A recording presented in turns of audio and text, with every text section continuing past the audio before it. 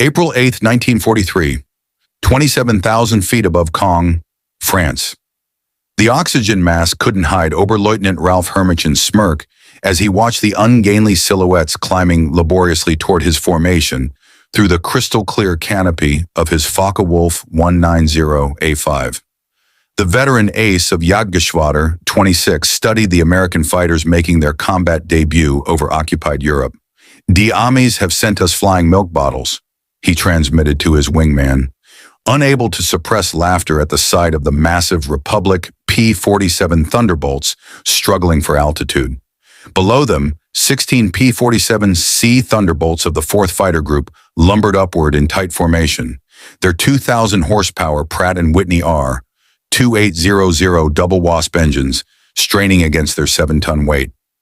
To German pilots accustomed to the sleek Spitfires and nimble Soviet fighters, these corpulent American machines appeared almost comical. Barrel-shaped fuselages topped with greenhouse canopies, wings that seemed too small for their bulk, and propellers that dwarfed anything in the Luftwaffe inventory. What Hermichen didn't know, what none of the German pilots circling like wolves above could have imagined, was that they were witnessing the arrival of the weapon that would systematically destroy the Luftwaffe's fighter arm. Within 18 months, these flying milk bottles would transform from objects of ridicule into instruments of terror, their 8.50 caliber Browning machine guns becoming the most feared sound in German skies. The mathematics of destruction were already loaded in those broad wings. 3,400 rounds of ammunition, a combined rate of fire exceeding 6,000 rounds per minute, enough to saw a Messerschmitt in half in less than 2 seconds. The transformation began that April morning when Major Donald Blakesley, commanding the 335th Fighter Squadron, spotted the German formation positioning for attack. The former Eagle Squadron veteran, who had transferred from RAF Spitfires only weeks earlier, understood what his men didn't yet know, that survival in the P-47 required abandoning everything they thought they knew about air combat.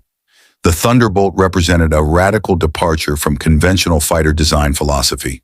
While the Germans had pursued lightweight interceptors optimized for climb and turn performance, Republic Aviation had created something unprecedented, a high-altitude juggernaut that used mass power and firepower to redefine the rules of aerial warfare. Among the 56 American pilots spread across the French sky that morning were men who would become legends, future aces whose names would strike fear into Luftwaffe hearts. But on April 8, 1943, they were novices in an untested machine, facing the most experienced fighter force in the world. The Germans had been fighting continuously since 1939, veterans of Poland, France, Britain, and Russia. The Americans had been in combat for exactly 0 days. This is the story of how industrial logic defeated tactical brilliance, how quantity and quality merged into overwhelming superiority, and how German laughter turned to terror as they discovered what synchronized Browning machine guns could do to an aircraft at 400 yards.